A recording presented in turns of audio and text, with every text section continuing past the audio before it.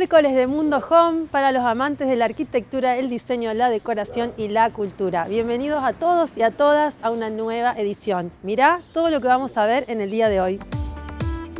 En el programa de hoy visitamos los talleres de Timbú y charlamos con Jime Podestá para conocer todo acerca de la técnica del macramé. En el segmento de arquitectura vamos a adentrarnos en el método bioclimático de construcción de la mano de la arquitecta María Marta Chichisola. Y en nuestra chapa cultural, Nati Derudi nos lleva a recorrer la Plaza San Martín, denominado casco fundacional de la ciudad.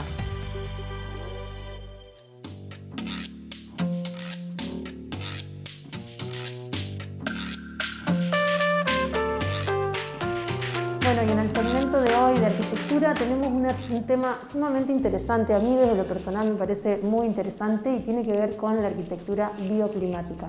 Para eso nos vinimos al estudio de una de las referentes de la arquitectura bioclimática acá, que es María Marta Chichisola.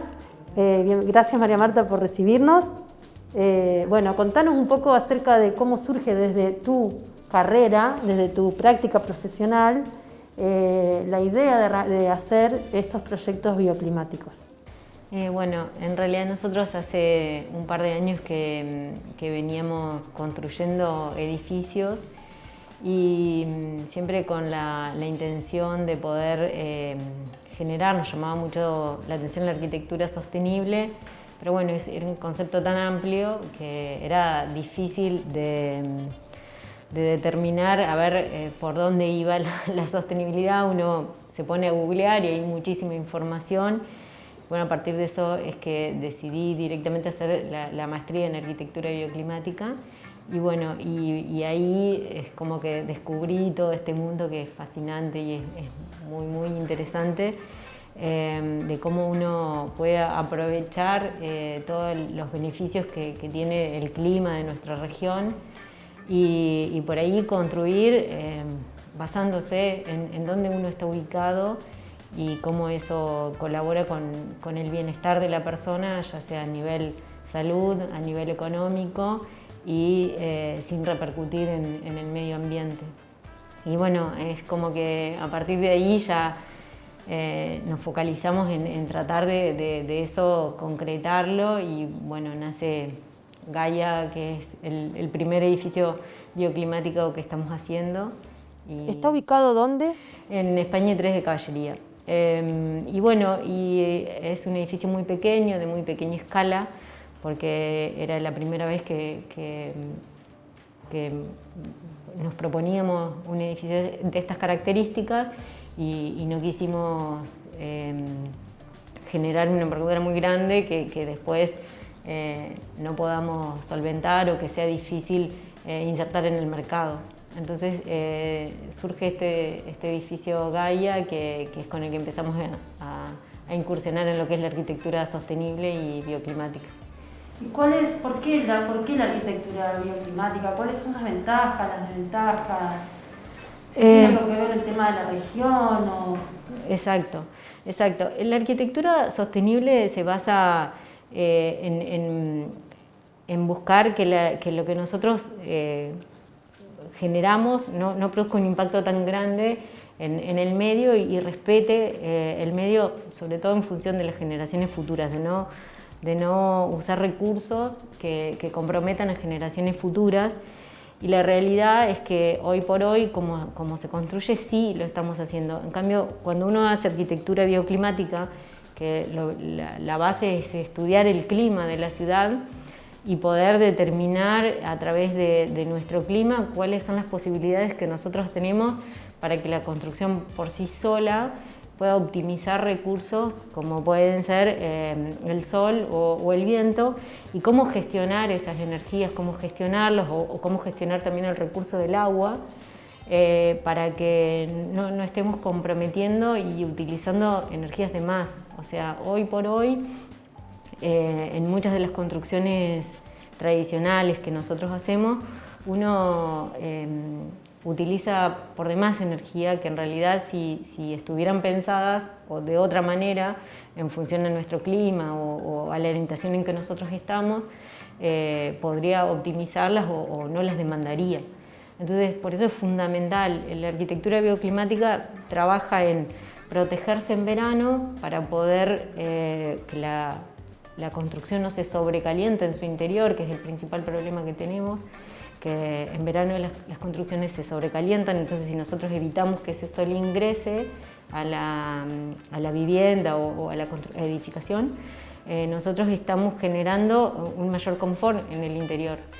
Y lo mismo en el invierno, si nosotros logramos que toda la radiación solar posible que nosotros podamos captar, ubicando estratégicamente los ambientes o ubicando estratégicamente las ventanas y calculando los sistemas de protección que hicimos para el invierno, para el verano, entonces uno logra que el sol ingrese y a través de los materiales captarlos, almacenarlos y distribuirlos dentro del interior, y eso hace que requiramos mucho menor energía. O, por ejemplo, la misma luz, en el caso de la luz, si nosotros sabemos diseñar bien los ambientes para que necesitemos menor iluminación, que la mayor iluminación esté dada por la luz natural, vamos a necesitar de esa energía mucho más tarde. Entonces, todo eso hace que nosotros optimicemos y generemos una eficiencia energética, ya sea a nivel del consumo de los artefactos o de la calefacción. Y eso, bueno, es un beneficio porque todo eso que nosotros generamos para nuestro confort, a su vez genera emisiones y contamina. Entonces, ese exceso que nosotros estamos utilizando, a su vez, nos genera a nosotros el uso excesivo de energía y empieza a ser un círculo vicioso. Más contaminamos, más problemas generamos al medio ambiente, más cambio climático hay, más necesidad de energía necesitamos. Y bueno, y si digamos no empezamos a tomar cartas en el asunto sobre eso, van a ir empeorando lo que ya todos conocemos, el sistema, lo que está pasando con el cambio climático y la necesidad de nosotros adaptarnos al medio y poder revertir esa situación. ¿Cuál sería, no sé si hay una diferencia o una relación, más que una diferencia entre lo que es la arquitectura bioclimática y la arquitectura sostenible? Si utilizan, si se complementan, si es lo mismo. La diferencia que hay entre la arquitectura sostenible y la bioclimática es que en realidad la arquitectura bioclimática es como la base de la arquitectura sostenible. O sea, la arquitectura puede ser sostenible, por ejemplo, porque usemos un panel solar o usemos energías limpias, pero por ahí está mal orientada o estamos generando mayor demanda por el diseño del edificio en sí. Entonces, la arquitectura bioclimática basa en que su diseño de por sí solo haga que uno pueda captar la mayor energía posible o necesitar, por ejemplo en verano, necesitar menos energía de refrigeración.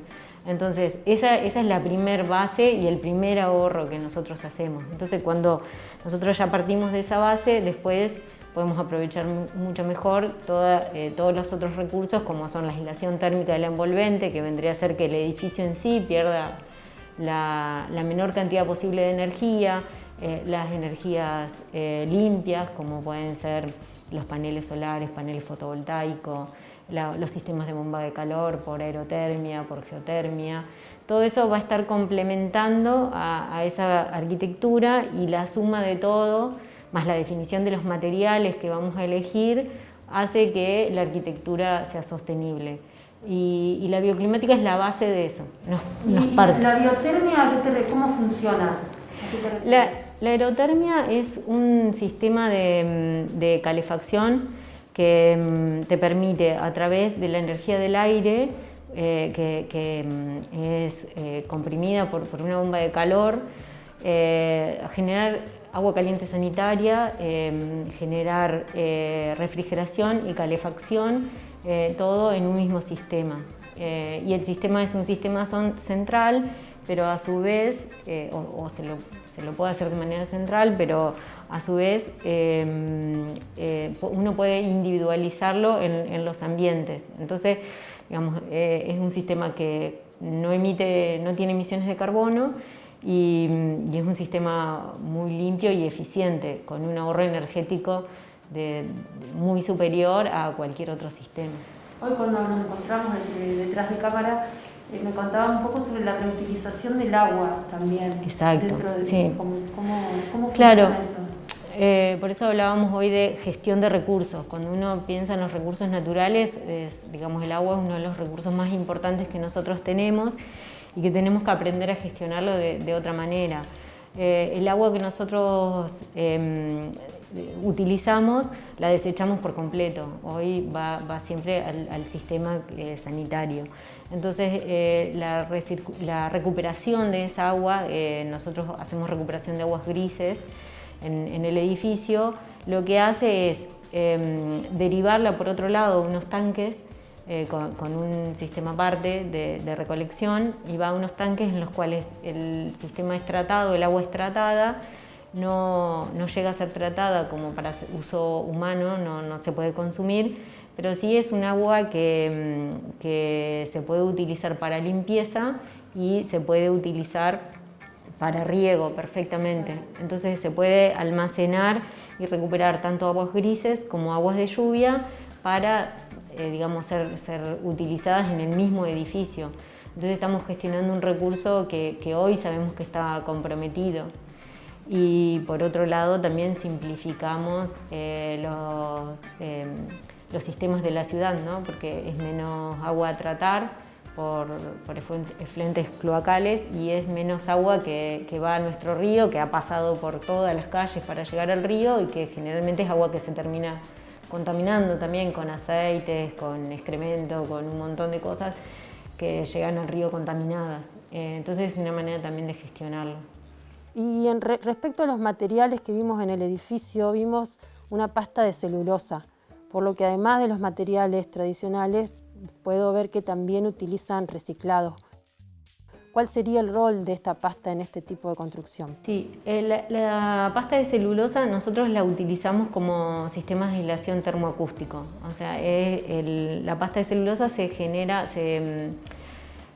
llega a través del uso de materiales como diarios, cartones, que se procesan, se tratan y se genera esta pasta, por lo cual es un producto de reciclados que hace que digamos, aprovecho dentro de lo que es la economía circular, digamos, que hoy se habla tanto, para poder, digamos, reutilizar ese material y que ya no sea un desecho. Entonces lo utilizamos como aislación térmica porque tiene un alto poder de aislación. Además actúa como microscópico, se regula la humedad también del ambiente y en esta zona es importantísimo porque nosotros tenemos altas humedades, sobre todo ahora en invierno, y también como aislante acústico. Y es un material mucho más sostenible por ahí que otros materiales, por eso decidimos hacer la aislación termoacústica con este material. ¿También utilizan reciclado de materiales? Sí, en realidad lo que hicimos es, con este mismo concepto de economía circular, hicimos la demolición de la vivienda, se hizo a mano para recuperar y poder extraer los materiales como el ladrillo, que si no sería un residuo urbano, de lo contrario. Lo extrajimos a mano para reutilizarlo y lo utilizamos de dos maneras. Uno estético, que fue, digamos, reutilizar determinadas paredes que en principio por ahí la habíamos pensado en piedra, pero después cuando nos dimos cuenta del valor que podía tener el ladrillo, dijimos, bueno, ¿por qué no mostrar un ladrillo recuperado? Entonces hay sectores del edificio en donde en vez de usar piedra, que teníamos que comprar un material nuevo, utilizamos esto y lo que sobró lo utilizamos en capa aisladora. Entonces, de esta manera, en vez de generar un residuo más, generamos materiales para la obra. Bien. ¿Y cómo juega el rol de todo lo que es la vegetación, el verde, dentro de este sistema de arquitectura? Sí, la vegetación en la arquitectura bioclimática juega un rol súper importante. Primero porque nos puede proteger tanto en verano como en invierno. La vegetación nos protege porque logra generar como un microclima dentro de los espacios que nosotros lo hacemos, y en verano nos baja la temperatura y en invierno nos la mantiene Entonces es como un elemento súper importante. También podemos utilizar como beneficio la caducidad de las hojas de la vegetación. Muchas veces, sobre todo para el oeste y para el norte, que son las dos orientaciones que principalmente nos van a colaborar en el invierno, pero que son de las que nos tenemos que proteger sí o sí en el verano, porque son las que nos generan problemas, nos permite, al usar hoja caduca, ir en el sentido de lo que es el sistema natural en invierno y en verano. En verano nos protege y en invierno nos permite captar el sol. Entonces, de forma natural, nosotros nos vamos adaptando a lo que son las necesidades del medio en ese momento, en esa estación del año. Entonces, es súper importante. Bien, metiéndonos como más de lleno en el trabajo tuyo del día a día, ¿cómo trabajan la idea de surge el proyecto? ¿Van a buscar primero los clientes para después poder llevar a cabo el proyecto? Ver qué tipo de maquetas utilizan, si tienen el proyecto en maqueta terminado para mostrarle a los clientes, potenciales clientes. Sí. ¿Cómo es ese trabajo día a día? Sí, en general nosotros a través de saber que tenemos un terreno disponible, que generalmente el terreno es de algún cliente que nosotros ya conocemos, de alguien que nos ofreció el lugar, nosotros lo evaluamos y si es viable desarrollamos todo el proyecto, generamos la maqueta, que hacemos maquetas digitales. Estimamos los costos del proyecto y generamos lo que son fideicomisos al costo. Entonces, a través de los fideicomisos nosotros los ofrecemos y cuando logramos cierta capacidad como para poder encararlos, ahí es que se forma definitivamente el fideicomiso y se inicia el proyecto. Pero sí, se busca a los inversores a través de carpetas que se arman para que sepa sobre qué está invirtiendo.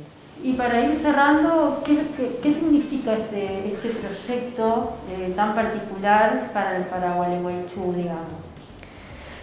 Bueno, para nosotros en particular es una alegría enorme poder estar haciendo esto y poder presentar estas alternativas, porque en realidad un edificio en sí solo tal vez no sea suficiente para hacer un cambio, pero creemos que con el paso del tiempo la arquitectura sostenible va a ir tomando fuerza y obviamente que para Gualeguaychú es un impacto sumamente positivo, porque un edificio que esté, digamos, en consonancia con nuestro medio y que busque otras opciones que sean más respetuosas con el medio, está buenísimo y eso permite que de a poco se vaya tomando conciencia y se vaya evolucionando sobre la situación que se está viviendo a nivel mundial.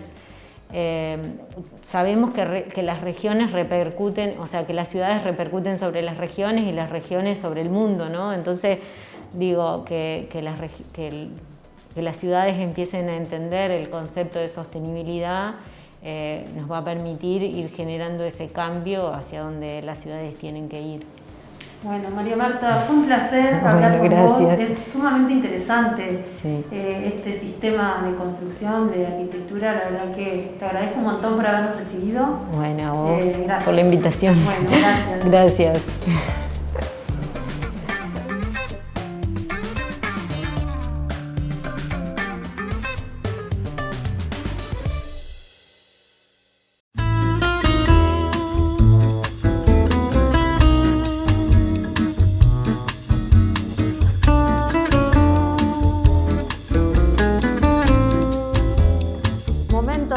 En Mundo Home, y para el segmento de hoy vinimos a visitar a Jimé Podestá con su emprendimiento de macramé Timbú. Hola Jimé, ¿cómo estás? Hola Pame, ¿todo bien vos? Bueno, bien, gracias.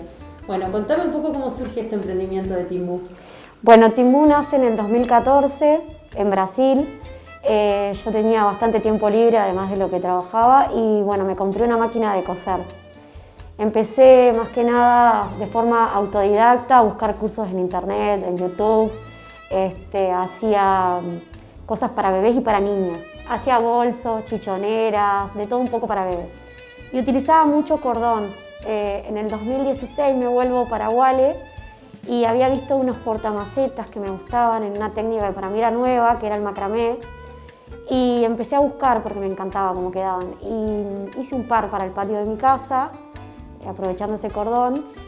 Y trabajaba en esa época con un grupo de programadores y diseñadores en una oficina que estaba en mi casa.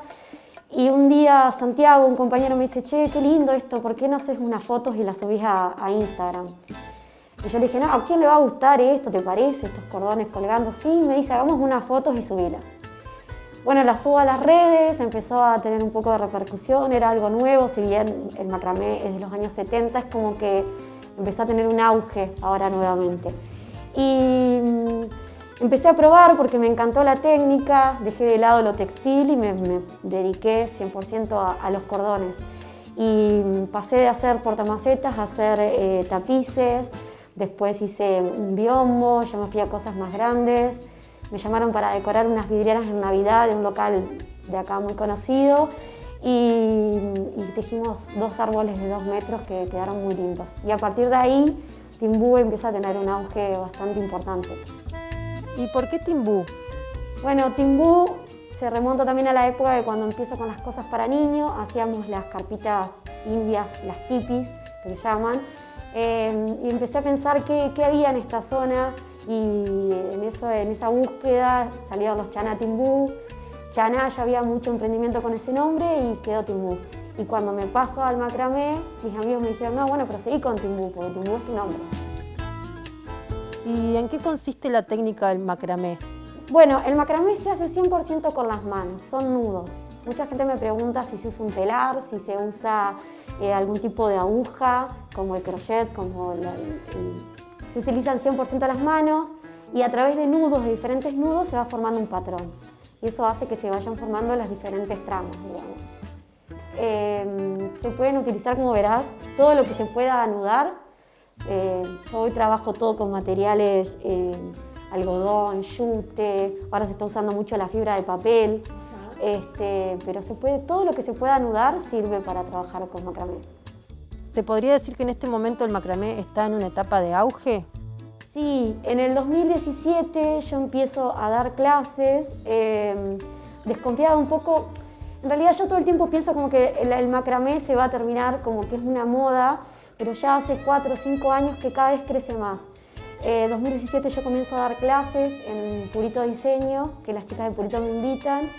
En esa época también empiezan las ferias en la calle Alem. Entonces empezó a tener muchísima visibilidad y en ese año fueron más de 80 alumnas y la técnica empezó a verse mucho acá en Bolívar del Chubut y en todos lados. ¿Y hoy en día estás dando cursos? Bueno, con el tema de la pandemia tuvimos que cortar, intentamos dar algunos con temas de protocolo, se hace un poco difícil porque si bien el año pasado cuando todo empezó yo di clases online, esto es algo que hay que estar en vivo y trabajarlo y poder verlo de cerca.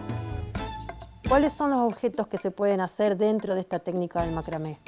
Bueno, yo comencé probando de todo un poco. Empecé con tapices, después me fui a lámparas, a espejos. Fui probando. La realidad que solo se fue yendo para lo que la gente pide, ¿no? En una época hice muchísimas cortinas, es como que la moda va cambiando y esto se puede ir adaptando tranquilamente.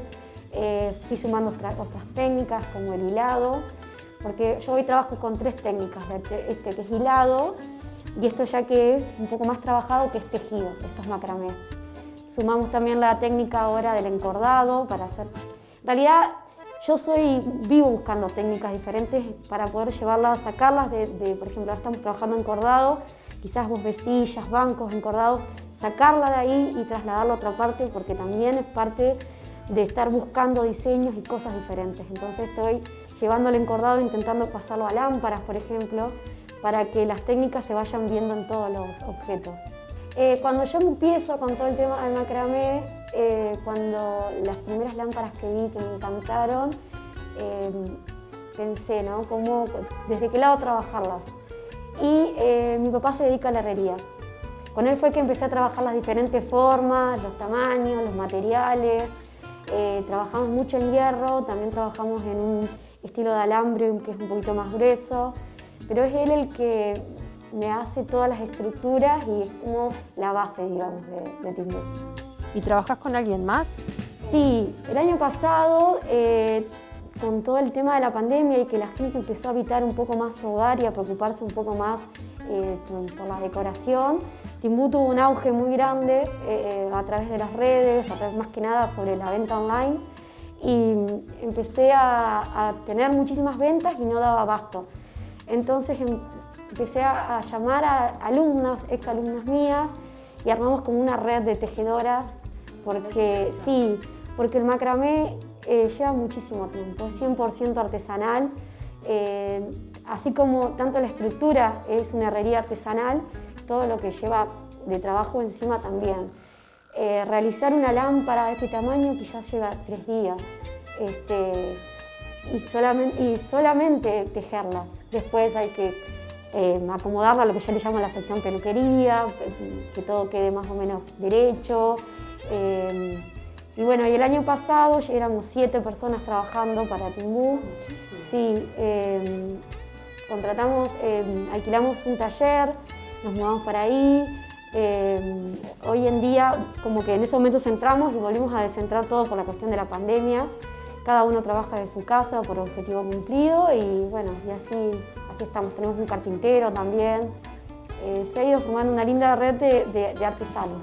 Bien. ¿Y cómo es la relación con el cliente en general? ¿Vos trabajás por encargue, vas haciendo a medida que te van encargando? ¿Y ella cómo se llama? Batu, le gusta la cámara. Nosotros trabajamos por encargue porque en realidad también al llevar tanto tiempo intentamos tener stock, pero por suerte hoy las ventas funcionan muy bien y es difícil tener stock, entonces trabajamos por pedido y también nosotros trabajamos mucho con asesoramiento y depende del tamaño del lugar, entonces tener stock, tenemos productos estándar que sí los tenemos ya listos para despachar, que son los que salen tipo los veladores y demás, las lámparas de pie, pero el resto, cosas tan específicas como diseños y demás, eso hacemos todo por pedido. ¿Y cómo te inspirás con los diseños? ¿En qué te basás? ¿Hay algo que te inspira?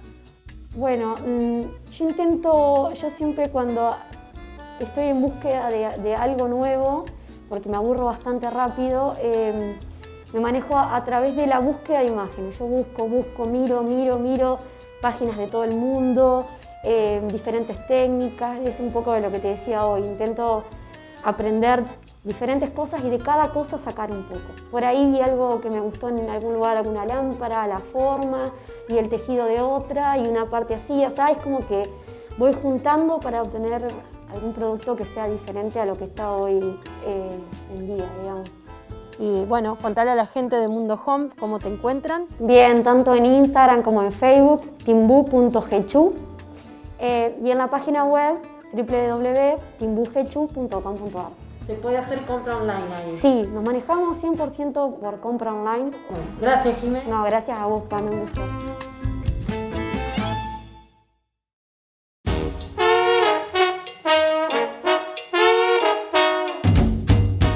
Bueno, y en la chapa cultural de hoy vamos a recorrer la Plaza San Martín, denominada Casco Fundacional de la ciudad. Para eso vamos a hablar con Nati Berudi, que es una de nuestras guías museólogas de la ciudad, que nos va a dar toda la información acerca de este segmento denominado Chapa Cultural. Bueno, hola Nati, ¿cómo estás? ¿Todo bien? Hola, buenos días. Bueno, contanos primero por qué se llama Casco Fundacional, por qué se le suele llamar Casco Fundacional de la ciudad. Bien, aquí en el año 1783, el 18 de octubre de ese año, don Tomás de Rocamora funda la villa de San José de Gualeguaychú. Se reparten 85 solares a las personas que vivían dispersas en la región y algunas ya asentadas en comunidad en un lugar que conocemos como el barrio de los fundadores, ¿sí? Con una leyenda de su fundación escrita por Fray Mocho. Se reparten 85 solares luego de trazar las calles y delimitar las manzanas. Las manzanas estaban comprendidas por 4 de estos solares, a cada uno de los vecinos les correspondió un lote con esquina, ¿sí? 15 días se trabajó en el desmonte y lo más importante que puedo decir de ese momento es que es algo que nos llena de orgullo y también nos invita a la reflexión.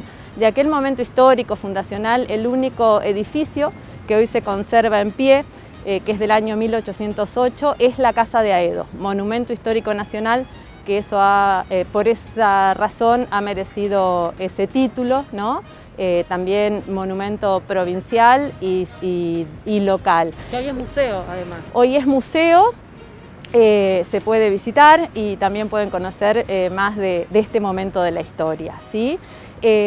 Alrededor de la plaza comenzó a crecer la ciudad, fueron unas muy poquitas manzanas que se fueron extendiendo paulatinamente hacia el oeste.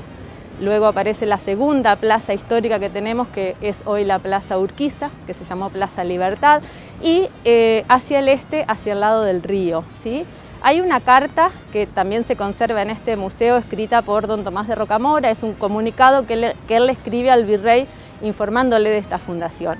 Y él dice algo que a mí me gusta muchísimo contarlo, que es que luego de la limpieza de los terrenos lindantes a la plaza, la vista era muy pintoresca y se podía ver la isla y el río. Hoy la ciudad creció tanto que ya no lo vemos, pero era un lugar estratégico, alto, que además funcionó por muchísimos años como centro social y comercial. Por sus 4 laterales contaba con 2 puestos de ventas, ¿sí?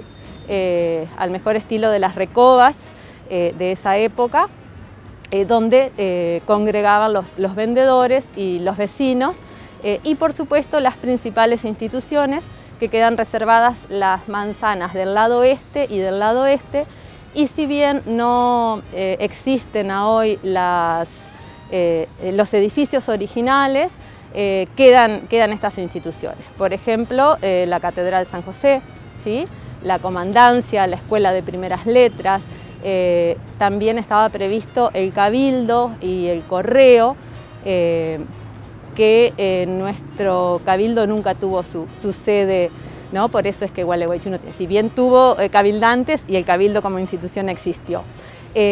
A mediados del siglo XIX es que comienzan a construirse los principales edificios y algunos de ellos fueron modificados. Por ejemplo, la Jefatura de Policías, si bien es de 1847, a fines del siglo, en 1893, se le hace un segundo piso, se hace la torre y en 1895 Gualeguaychú cuenta con su primer reloj público que fue montado en esa torre.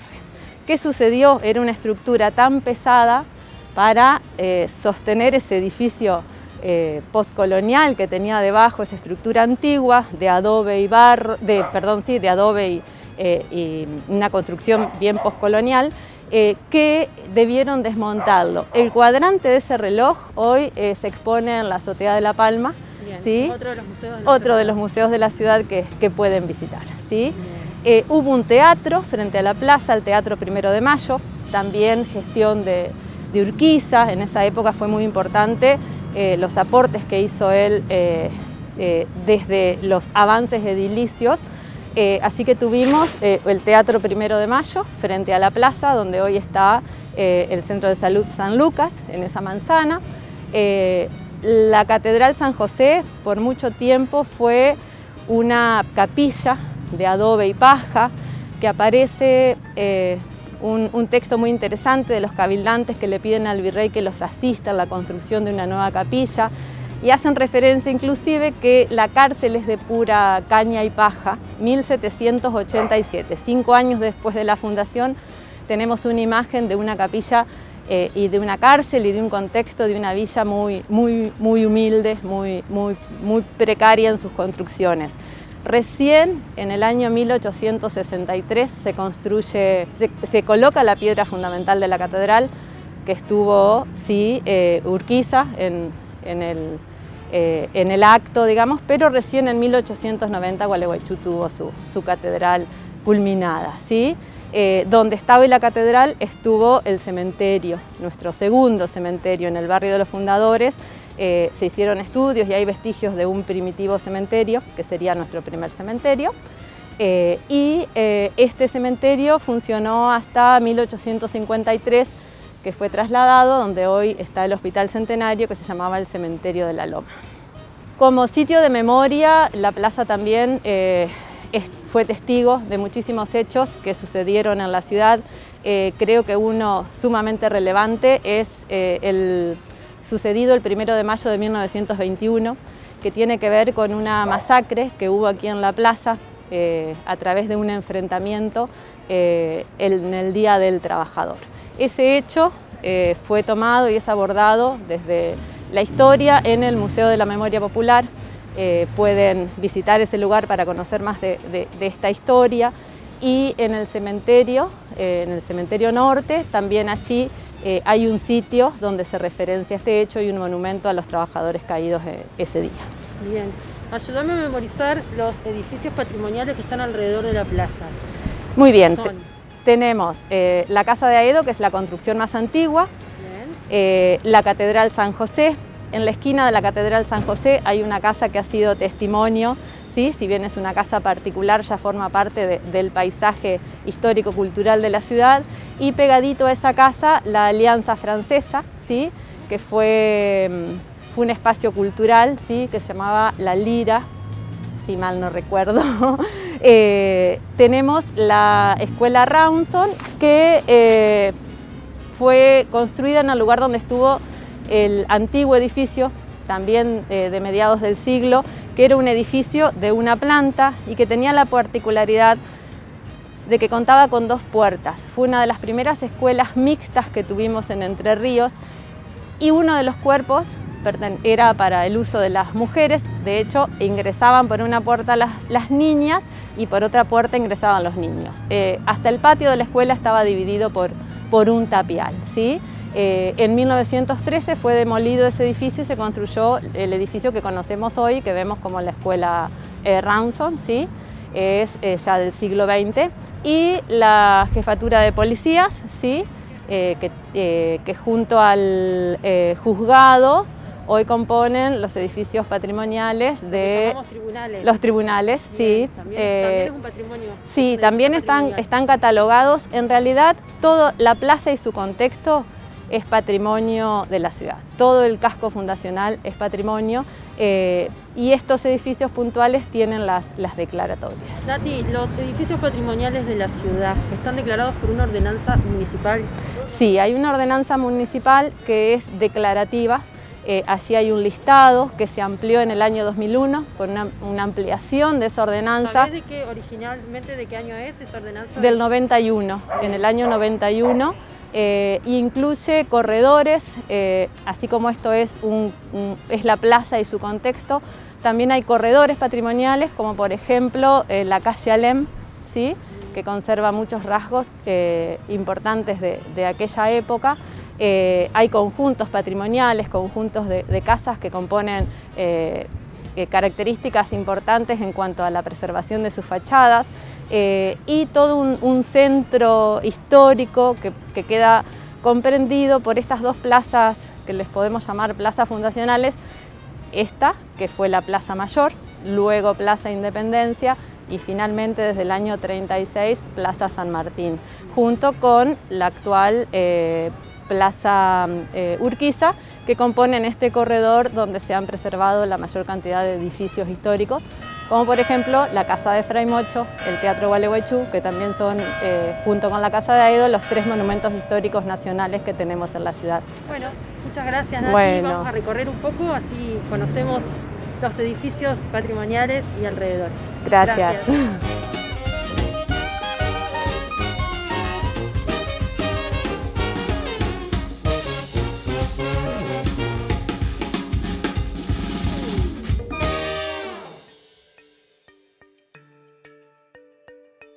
Y así se nos fue otro miércoles de Mundo Home en la pantalla de Somos Gualeguaychú. Espero que les haya gustado. No te olvides de seguirnos en las redes @MundoHome. También nos podés ver por nuestro canal de YouTube Mundo Home. Nos vemos el próximo miércoles y gracias por haberme acompañado.